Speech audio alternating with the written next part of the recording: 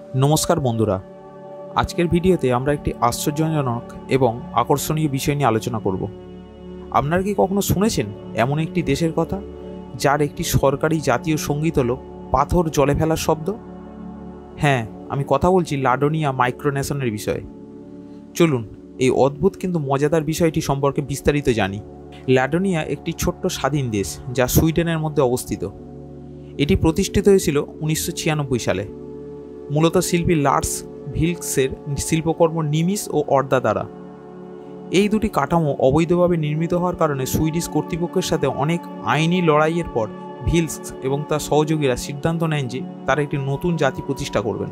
প্রতিটি দেশের একটি জাতীয় সঙ্গীত থাকে যা তাদের সংস্কৃতি, ঐতিহ্য এবং জাতীয় পরিচয়কে প্রতিনিধিত্ব করে, কিন্তু লাডোনিয়ার জাতীয় সঙ্গীতের গল্পটি একটু ভিন্ন। লাডোনিয়ার একাধিক সরকারি জাতীয় সঙ্গীতের মধ্যে একটি হলো পাথর জলে ফেলার শব্দ। এটি লাডোনিয়ার সংস্কৃতির একটি বিশেষ অংশ হয়ে উঠেছে। পাথর জলে ফেলার শব্দটি লাডোনিয়া জাতীয় সঙ্গীত হিসেবে কেন বেছে নেওয়া হয়েছে? আসলে এটি লাডোনিয়ার মানুষের সৃজনশীলতা এবং প্রকৃতির সাথে তাদের সংযোগের একটি প্রতীক। লাডোনিয়ার প্রতিষ্ঠাতা এবং শিল্পীরা বিশ্বাস করতেন যে প্রকৃতির প্রতিটি অংশে সঙ্গীত আছে এবং জলে পাথর ফেলার শব্দটি সেই সঙ্গীতেরই একটি অংশ। লাডোনিয়ার জনগণ প্রকৃতির সাথে গভীরভাবে সংযুক্ত। তারা বিশ্বাস করেন যে প্রকৃতির প্রতিটি উপাদানই তাদের জাতীয় জীবনের একটি গুরুত্বপূর্ণ অংশ। জলে পাথর ফেলার শব্দটি একটি সরল কিন্তু সুন্দর উপায়ে প্রকৃতির সঙ্গীতকে উদযাপন করে।